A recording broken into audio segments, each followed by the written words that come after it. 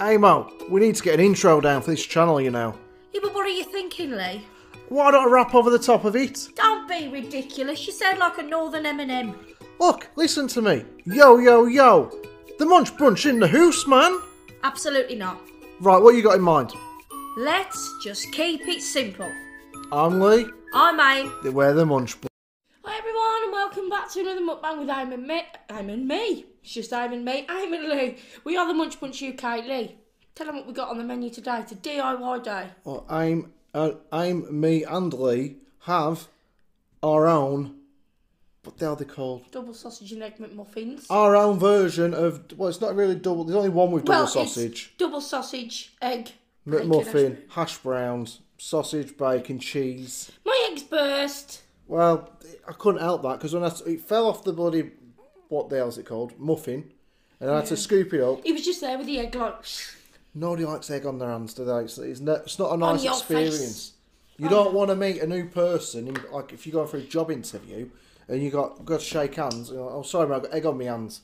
But let's shake hands anyway. Oh, eggy hands. I don't miss shaking hands with people since COVID kicked in, you know. Yeah, I think everyone's got like a bit of paranoia about that. Well, you got to think about it. Where have them hands been? What have they been doing? I think This is what I mean, like now. How many people have buffets at weddings? It's one of them ones now, isn't it? Well, it saves you a fortune as well, because how much food do you... We had our wedding, and at our wedding, for the night time, we did a finger buffet. And it is what it sounds like. You put your fingers in and pick up the food. We got no food. By the end of the night, after everyone come along and ate all our food and didn't bother to say hello, they might have said hello, but then they fecked off and left us alone for the night. We was left with no food. We was starving. It was 3 in the morning. I was like, Lee, I want some food. Like, Oh my God, we was. there's no food. It's all gone. They've took all the food away. Hundreds of pounds. Probably about £1,000 or more on a buffet for like the amount of people. That isn't the daytime meal. And there were nothing left for the bride and groom. Not even any cake. They even took that. Cheeky gits. And then there wasn't a thing as Cool. Uber Eats. Like you could order it like 2 in the morning. No, it's a lot better these days. Thank God. That is good. And them muffins are really nice. I should set up my own McDonald's. I know we're doing a lot of breakfast. Oh, Christ. A lot of breakfast videos lately, but The lighting's better as well in the day. yeah, we're still to fix our lighting situation, i.e. buy a new ring light or order the charger pack. Problem is, charger pack's like 30 quid, and we don't know if it's the battery that's gone, or the plug rather, or the actual lamp. And a lamp is 100 quid. So do you spend £100 on a lamp or £30 on a battery on a plug to find out that it's actually the lamp and you wasted 30 quid? So it's one of them ones, do you, don't you? I think it's the wire, because my dad's got one of them electrical screwdrivers and there was no power going to it. Yeah, this is the problem with today's generation, like me and you. Like some people, if you're trained or trained in a trade, like you're an electrician, you're a plumber, you're I don't know, Candlestick maker. Candlestick maker, a mouse catcher, whatever it is. If you're trained, that's fine. You know all the ins and outs. When our parents were younger, you didn't have to be trained in all these trades. You just knew it. Like Aim's dad, my granddad, etc., etc. It's sort of been lost over the generations. So I can tell you how to put up wallpaper, not expertly. I couldn't fix electrics or plumbing. There's a lot of sirens around today, guys. Christ, ambulances left, right, and centre. It's like when COVID first kicked off. It's this storm, I think. I mean, we've hardly had it. What are you on about? We have. Did you not hear it in the night? Yeah, but not to the point where people are in danger. Yes, they are. He didn't hear it in the night, guys. Say what Lee was doing in the night. That's what you're meant to do, unless like you're a security guard and you've got to stay up all night. Look at that. That's the thumbnail and half. Yeah, that storm though, like, we do over-exaggerate a lot, don't we, in the UK? Like, it's a shame, because there are people up north, I guess like north-east way I think it is, and they're without power at the minute, or there was yesterday. They've only just got the bloody power back after the last storm. They've had it for like a week, like, no, computer says no, and turned it back off again. It's bad. People, unfortunately, will run into difficulties. There was a woman across the road the other day, I told you, didn't I? and she was walking along, and then a gust of wind blew out. I mean, she wasn't small. She wasn't like, you know, really thin. Sorry. She was probably like a size 16, let's say. And she blew up the road. Oh, I've got a story. Yeah, so going on what I was saying, but regarding the weather, we are very over-exaggerated. So we get a bit of hot weather. The hell? And also, oh my God, it's scorching. Get the sunbeds out. It's actually like 15 degrees or something like that in April. We all get dead excited. People in America probably look at us on the news, like if they get our news over there or whatever on the internet. BBC News, West Midlands. People sunbathing in April are like, what the hell? It's 15 degrees. That's our winter. You say that, but I remember when we first got together, it must have been 2 years into our relationship, and when my birthday was on YouTube Lives. Don't matter, we're not telling them when it is now. My birthday's beginning of March, let me tell you that now. We had a Between barbecue. the 1st and the It's 20th. such a daft day. Hey, do these people give us their private information? So I don't want to give them ours. Some things have to be left unsaid. But I ain't like to share everything with you. Anyway, what were you about when you got together? Well, I've got to tell them it's the beginning of March, because that's the point of the story. Anyway, you can probably figure it out from there. We had a barbecue, and you threw me in the pool with all my clothes on. No. Yes, you did. We had the pool right by that side of my mum's fence, a square one. We had a barbecue, it was a football barbecue on the floor, and Joan and my mum was round there, and you threw me in the pool. I must have been pissed because I don't remember any of that. My mum reminded me that the other week. Honestly, guys, I do not remember ever physically pushing aim. I do not abuse women. So if you're saying it happened, I'll have to go with your word against mine. Did you throw me off the back step once?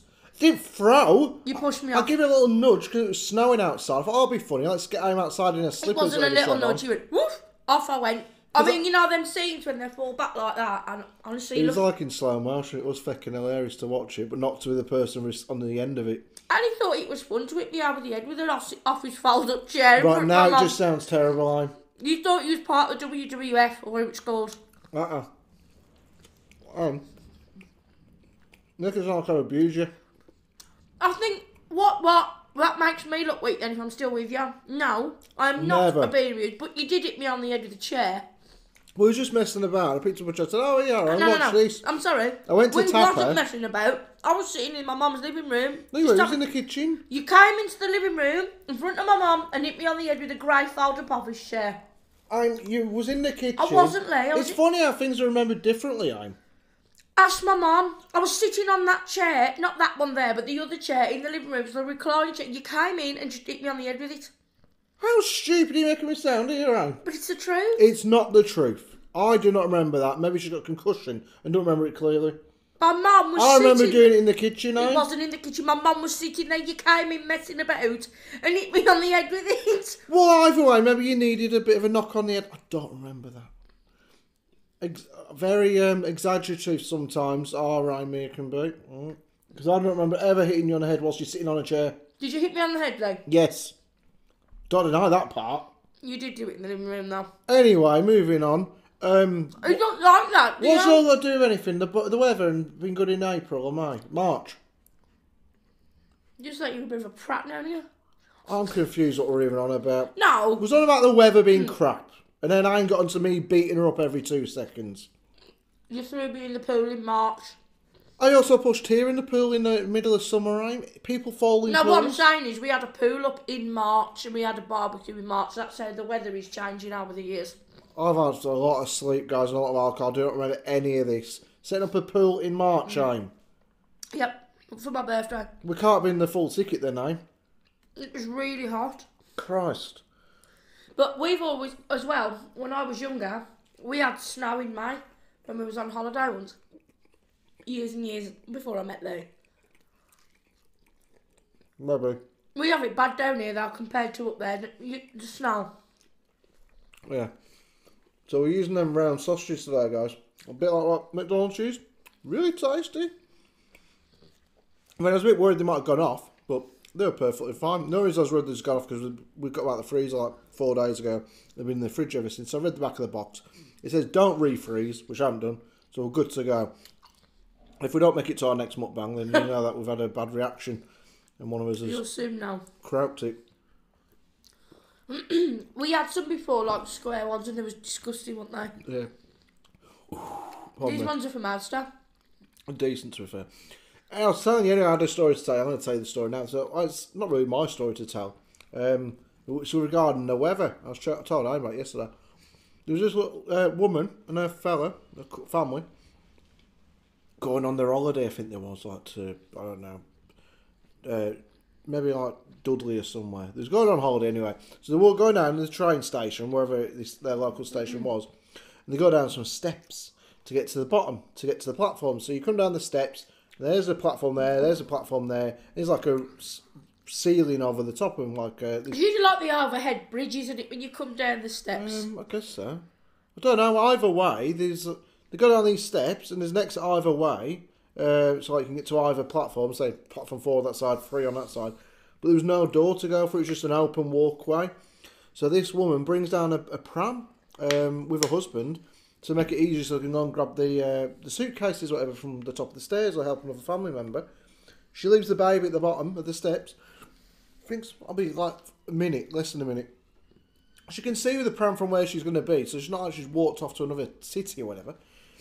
Walks to the top of the steps to help the husband with either another pram or a suitcase. I couldn't see what it was on the security camera video that they showed on TikTok. And all you saw was the wind blow this pram, this poor baby, straight off the platform, onto the train tracks. A train was due, like, not like 10 seconds late, maybe a couple minutes later. Oh my God. The woman's walking back down the steps with another pram or a suitcase. Oh shit, where's the baby gone? Realises the baby ain't there, looks out, thinking somebody might have kidnapped the baby, sees the pram just sticking up over the platform edge on the train tracks, legs it, jumps down, gets the baby off. The whole time this bloke's just walked past on his phone, not knowing a baby's just shot past fast, him. Wasn't he? Yeah, the bloke's he's oblivious. He's like, right then, Deborah, what do you want for your tea? What should I pick up for dinner? And then he's on the phone, baby flies past him, behind him, he don't know it's happened. And next thing you know, there's this woman lifting up this pram off the tracks. Thankfully, no one died and no one was hurt either. That's horrific. That could have been a whole different story. But what a story for that kid to tell. As long as TikTok is still around in 20 years' time, what a video to show your new partner. That was me in that pram. I nearly died. What a thing to show your baby, the one who was actually on the tracks. Oh, well, yeah, well, that would be exciting, wouldn't it? Because if they don't tell them, they'll always have that memory, like you'll have subconscious memories. I told Anne this, and I found out a few things, like the last time my mum and dad visited, like separate times. It was my dad. He randomly was talking about, reminiscing about when I was a kid. And I've always had this weird dream. It's like a weird thing about, I'm in a big pool, or at sea. One I'm in a big pool, and I'm drifting off underneath like a bridge at the pool. And I don't remember it happening, but in my head it happened. And my dad's there chatting to a lifeguard in my head. And I'm drowning, like, Dad, help me, man. And he didn't help me, I'm a little kid, I can't swim, and I'm dying, I'm going to drown. So one day I said to my dad, who was here last year before Christmas, Dad, did this ever happen? Did you ever nearly... That was it, he told me. He said, remember when we was on holiday in Spain or so? I was like, no, I was like 2, Dad. He said, yeah, you started drifting off to the deep end and you couldn't swim, you was panicking. What was you doing then, Dad? Oh, I was talking to the lifeguard or some bloke at the side of the pool. Cheers, Dad. So all these bad memories, all these bad dreams I had for the last 28 years, 30 years, it was genuine, it was a real thing that happened. And that kid would have them similar thoughts if the parents don't tell them. I don't know, because the baby would have been really small, wouldn't it? Give me a promise too. However, they do say that childhood memories, even trauma, it kind of moulds your adult life and things do stick like that. Well, look at you. From when you was a kid, you told me you didn't like to be away from your mum and dad, well, from your mum. And even now you're the same. Yeah, you don't... You can be away from her, obviously, but... I'm a nightmare. I'm a homebird through and through. I think the thing that has tormented me when I was a kid, and because I got health anxiety really bad, and I've been through treatment like therapy. My therapist said to me, I was ill a lot when I was a child, so they thought I had like suspected meningitis, I've had scarlet fever, I was always getting like bacterial infection, type of thing, you know, and I was always having to have antibiotics Not in tablet form, in this awful banana yellow liquid form. If you're our similar age, you'll know exactly what she's on And about. it was like this yellow, oh God. A lot of my friends liked it. I preferred like a purple Calpol, but this stuff was vile. And I don't like banana at the best of times. So I used to have to go a lot to the doctor. And I used to dread the antibiotics. I never dreaded going to the doctor. It wasn't the doctor that was the problem. Because growing up, I've started dreading the doctor. Like, I've got such a fear of doctors. She told me it leads back to when I was a child, fearing that antibiotic, because I was always sick, violently sick. She put it in my mouth, try and follow it on with a mint or something. But the banana made me so sick that now it's kind of tormented to fear doctors.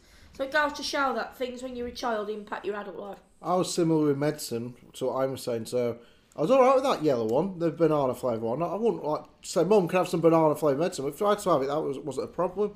There was another one. I don't know what the hell it was called.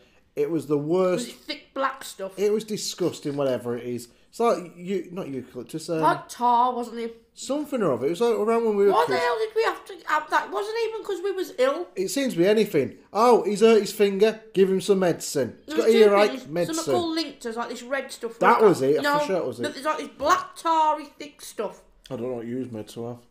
I think mine was Linctus, but either way, It was vile. my mum would have to. I'd have to say, Mum, if you're going to give me that, get me a drink. I'd have to have some pop. And then I don't think the medicine ever did anything for me. Here's Andy deconstructing a muffin again. Do you know a quick fact? It is actually proof, scientifically, it only numbs, cough medicine. It doesn't treat a cough, it just numbs a little bit in your throat. They say a cough is meant to happen. You cannot prevent a cough, like as in, when you just have a general cold. People have that, is it Robustin, I think it's called, or something like that. And we've got some. and like Benylin and all that. And it's a cough medicine. It is not a cough medicine. Coughs you are naturally meant to cough. You won't prevent that. Well, I used to have to tell my mum to get me a drink, and then I'd wash the medicine straight down with this drink. And so, like I said, I don't think the medicine ever did anything good for me, because I'd always wash the bloody thing down. But I still have a phobia now of the dentist. I hate it. I hate the dentist. And I think it goes back. I wasn't a problem with the dentist when I was a kid. You used to go along as a child, and they'd give you a sticker to say, "Well done, you're doing really well, you behaved yourself, whatever." This one time I went along, and my dentist was a bit of an arse. And I had a similar issue with one of her doctors when she was a kid, I think you have told me. Where your mum had a bit of a go at one of the doctors. And I went in to my dentist. I didn't have to have anything done. I was like 4 or 5 years old. I mean, it was just sort of poking and prodding. And he used to like really put the... I don't think I was sat leaning back. I was just sort of sitting on a normal chair. From what I remember, he poked and prodded and it hurt me. I might have had like a tooth coming out or something. So I bit down on his finger really hard. And he had a right go at me from what I was being told by my mum. He's like... And mum had to go back at him. And ever since then, I've had a phobia of dentists because that bastard hurt me, basically. I think it might have been initial shock that he was sitting there and got bitten. Yeah, but you shouldn't. What do you expect from a little kid when you hurt him? And that has always been the scare. You can watch all your horror films, your Halloweens, your Annabelles, all that stuff. I love horror films. When I was younger, I did. The one that always freaked me out the most was one called The Dentist, and 1 and 2, I think it was. It was this serial killer bloke. He'd just get patients in his chair. I don't know why. I don't know what he actually got out of doing this. And he just put them through so much pain. Like there was one bloke. That's the point. There was a detective, I think, trying to find out if he was the murderer, this bloke. And he was like, "Hey there, dentist or doctor. Why don't you stop whinging?" It's a bit like, what's his name, isn't it, that hairdresser? Hairdresser? Nicky Clark? No. You know, the hairdresser who put all the things in the pie, send it down the road. The hell? Sweeney Todd? Yeah, well, he was an hairdresser and he killed people, so there's no difference with the dentist. I guess not, but this dentist, he had this detective in his chair and he figured out he was there to like, a bit like with Hannibal, where the detective goes to have a word with him and he kills it, he ties him to that chair, pushes him out the Italian chapel or whatever it is, and all his guts come out. So he's got his detective there and he's like, "Oh yeah, I know who you are." And I'm pretty sure he sort of, without giving him any anaesthetic, he just sort of starts pulling all his teeth out. And that's how they used to do it before we were born. My dad had to have a lot of his teeth out when he was younger because he had an accident. And they didn't used to give you anaesthetic. They used to... Oh my God. Oh. No, thank you. Well, you're lucky when you had teeth, to be fair. Because I heard today, back in the past, they'd either give you chloroform for pregnancies, just knock you out, or if it wasn't that, back in the 1400s or it was, you got nothing. There'd just be somebody there holding you down whilst the other bloke did all the surgeries and stuff. Okay, if you don't want the live passing out, let's just stop discussing that, please. It is absolutely howling wind. Bad weather. I'm chucking it down outside here. Really bad. You ever passed out, eh? Yeah. What from? Anything in particular? I won't say that I've completely gone unconscious, but you've seen me when I've sort of gone, I lose my body functions. Yeah, it's not proper passing out though, is it? I haven't. I've come close to it because of those situations. Like some people can't see at the sight of blood without literally like full on fainting. I've never Not been bloody like that. certain things. If you touch me in a certain place, I'm really funny about it. I will literally like, oh my god. Yeah, inside your wrist, don't it? Shut tears up. aside. I think genuinely, passing out is one of the most scariest things. The only thing I can compare it to, like, I have motion sickness because my entire family have got tinnitus. So it knocks your balance off because it all comes from your ears, if you're dizzy. And when I've been extremely dizzy, I felt like my head's spinning. You feel like you're going to pass out. It's horrific. It must be horrible for people who do have the problem of passing out. I couldn't be arsed with passing out. I mean, I was listening to this bloke I listen to all the time. There's an American comedian called Joey Diaz. He's been in a lot of films. Anyway, he went to watch a UFC event, so it's like fighting. And he was enjoying the event, this was years ago. And then there was one of the fights, there was a lot of blood like, everywhere. And it went to the corner in between rounds and dried the man off with a towel. And then threw the towel over the cage, because they fight in a cage in UFC. And Joey Diaz, who was sitting there quite close to the front because he was famous, he got good tickets, I just saw his towel just covered in blood. He's like, just passed out. No. Come round after the thing had ended. No, there are certain things. What about you? Like, is there anything you're really squeamish with? Because until you've been presented with it in front of your face, you don't know how your body's going to react.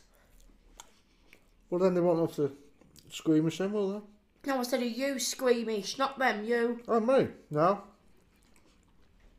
Needles. Yeah, but you've just had all your COVID jabs, so you can't be like to the squeamish to the point of... I waiting for that COVID jab. Everyone said, don't worry about it, it won't hurt. And then as soon as I saw the needle come out, I wanted to run away. I didn't because I had RT with me, but I was ready just to get up and go. I think because... I mean, those needles, I don't know what they've done to improve them, but they didn't hurt necessarily. I remember when I was having tear down, I had like the epidural in the bottom of my back. Oh my god, that was huge. When it's like that, horrible. All the cannulas and everything, it was horrific. I hate needles.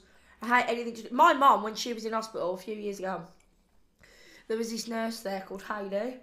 And my mum was just like, sorry, put her hand, put the thing in it. My mum was like, oh yeah. And I was like, oh my god. Hey? Heidi was putting the thing in her hand. Oh, the needle into there. You're not listening. Yeah, but I didn't understand what you're saying when you put her hand out. Sorry. And then, because my mum was looking like that, my mum somehow got Hailey's hair mixed in with her cannula. And Hailey's hair went like that. And she went like that and... Yeah. It pulled it out. So your mum has somebody else's DNA inside her blood? No, her hair was wrapped around the tube. Oh, that just sounds disgusting still. That's bad nursing, that is. No, she wasn't at all. It was just a complete accident. Hair nets, that's what they're for. You don't wear hair nets like that. But these epidural I'm had, they use them for knee replacements as well, like major surgeries. And that bloke was saying about Joey Diaz, he was talking this morning, and he said he had to have a knee replacement in the last like 6 months or so. And they put the epidural in his back. And he's a big bloke, he can handle himself and whatnot. He can handle a lot of pain, I guess. Can't move when you have that done either. But right before they put it in, or they had put it in, sorry. And he's like, oh, before we go for the surgery or something, because I'm nervous, I need to have a quick pee. So they said, okay, you can go behind that curtain or something like that. What he didn't realise, and I didn't know this, and I hope it never happens to me, when you have an epidural, it wouldn't have affected you in this way, but if you're a man, your bits just shrivel up. He said literally, he looked down and there was nothing there, it just shrank into itself. He's like, I needed a pee though. And he was there for like 5 minutes, and they're like, come on, Mr. Diaz, we need you to hurry up. I was like, I can't pee. I'm trying to, but there's nothing there. I can't even see the bloody thing anymore. His needle in my back. He said, so this nurse came over. He said, this really nice looking nurse came over. I said, I'll help you with that, Mr. Diaz. He's like, really? You're going to come over when literally there's nothing there at all? And you're going to come and help me go for a pee? He felt dead awkward, but she did help him go for a pee. Nurses are saints, and doctors. The fact that they put themselves in them situations is crazy. Well, if we didn't have the kind of situations like that, people like that. Exactly, he wouldn't have been able to have a pee. Do you know something? I read this quote yesterday, and it was like somebody who worked in that sort of sector, talking about like wages and stuff and nurses, and she was like, until you've undone a body bag, you'll never know the value of our worth. Until you've sort of been punched in the face, you've been drunk, you know, our paycheck kind of isn't worth it to you. Until you've been begged to not let me die. You know, these are the sort of things that you don't see that on Casualty, do you? Excuse me, you know, like nurses and doctors, they go through so much hell, and they have to go home at the end of the day, and because it's a lot of psychological stuff, you can't just leave something like that in the workplace and then go home and sleep in your bed at night completely, oh, I'm perfectly fine now. There's a lot to consider when you're a doctor or a nurse or whatever you are. You have a bad day, you're going to remember it in the middle of the night, aren't you, when you're lying there and it's really stressful. Like say you've got like a child and something bad's happened or a car crash and you've had to witness it, and then you got people saying in the government that they shouldn't have a pay rise and things like that. Oh, don't talk about the government. Government schmovernment. They're a bunch of knobheads. There'll be Boris and his bloody 10 houses, whatever he's got, and 2 wives and 50 kids. Well, I think that's what that nurse was saying. She was like, you're judging how much we should get paid, but until you've like gone through sort of opening a body bag of a child, being punched, seeing people die for nothing at all, you'll never know. There's a lot go for it. There's firemen, ambulance drivers, paramedics, nurses, like you said, doctors, to who else we're looking at? Barney Dume in there. Police, because they're a lot of the time police are the first responders, soldiers. Anyone? No, but like, if you've seen like that, you normally end up at a hospital on a normal civilised, you know, like... Oh yeah, I'm just saying, the old people though, you go through a lot of stuff, but nurses included. So if, say a soldier's paid X amount, or whatever, there's no reason why a nurse shouldn't be paid, maybe not in the same amount because they're not going out to war, but should be paid a decent amount as well, because... Especially with what's just gone on, you really value like our NHS. I think we're really, really lucky in the UK to actually have free healthcare, because, I mean, you imagine... the tens and thousands of pounds cancer treatments cost people. And you can't... You have different packages, don't you, when you're abroad? When you live in another country, in some, you can have, like, different levels of healthcare. Especially in America. Like, if you've got a decent job, they might provide, like, certain healthcare. They call it, like, benefits over there. Not like your benefits, it's like, they call it health benefits. Yeah, I've got what you mean. And then you've got, like, different levels of it, so it'll do, like, terminal illness and everything. But it's tens of thousands of pounds. Well, I didn't know about that when I was a kid. Obviously, you don't. You think, when you're a kid, I'll go to the doctors, I'll go to the hospital. You don't think a thing of it. And then I watched this film, I said I was a kid, probably a teenager, called John Q with Denzel Washington. Oh. Great film. And his son's dying of like a rare illness or cancer or something like that. And he needs a transplant. And they're like, we can't do it unless you got the money. He's like, this kid's like, what do you mean got the money? He's unwell, you go to us, we get treated. I think that's horrific. And he was like selling all his property, him and his wife, and trying to raise them. It's not a true story, but this sort of thing happens, I guess, in America. And like, it was all because his work didn't cover the surgery. Yeah. But that was my first introduction, I think, as a kid, to like the fact that we are quite lucky over here, but we don't realise it. And then you got idiots getting pissed. Like, I get drunk, don't get me wrong, but the ones who get pissed and end up in a hospital because they just can't stand up straight. So Friday, Saturday night, I've been to A&E on a Saturday night, 2 or 3 in the morning, and for normal reasons. And then there's some idiot there just props up against the bloody counter, taking up the nurse's time because they can't fucking handle the drink. It's a shame, really, because obviously there's the people that are really needing treatment in like America and everywhere else, and you literally have to watch these people pass away because they cannot afford general health care. I seen this cool thing today. There's this little boy in Germany. I think it's in Germany. He's got cancer, which is a shame. He's like 5 or 6 years old. He loves motorbikes. Oh. So I've never seen... Well, it probably happens all the time, but I've never seen it. these motorbikers, like proper bikers, not like your bloody racing bikers, like proper Hell's Angels sort of thing, bike clubs, like that. They all got together. There's like 20,000 motorbikers. Imagine like the M6 in the UK. This is in America, in Germany, or wherever.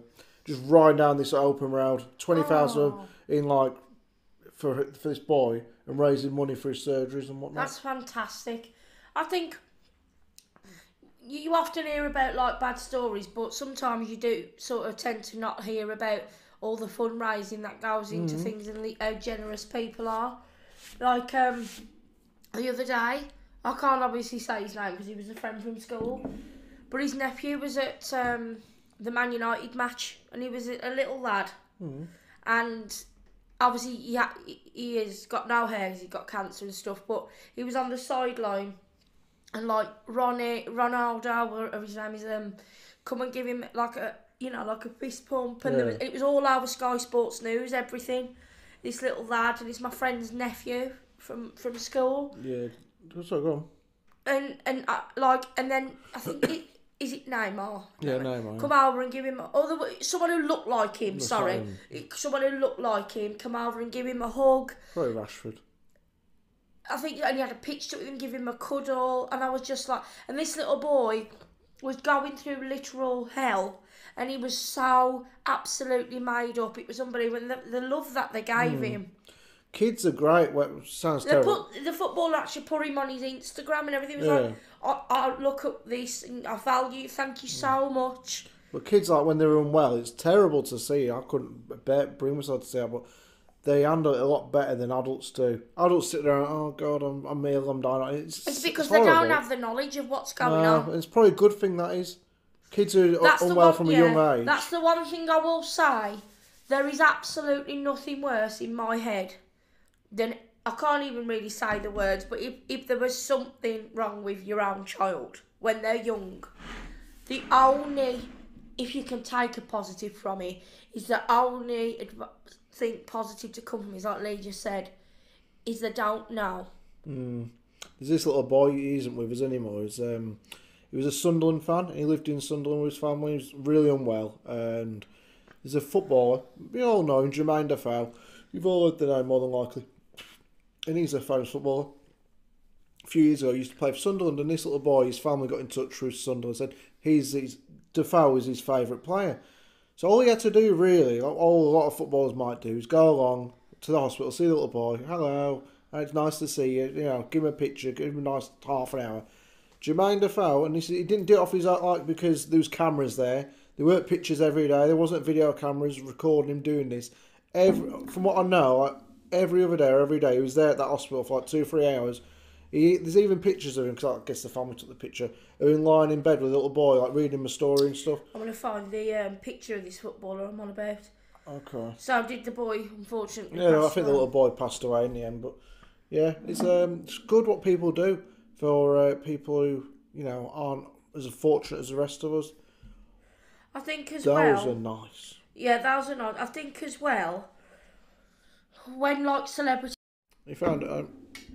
Yeah, so that was the little boy. And Cristiano there. Okay, yeah. That's with Ronaldo, yeah. That's a shame. So this was the little boy. And there he is there. It's my friend's nephew. And then there's like this other footballer. It's a real shame for anyone going through that. I couldn't bring to watch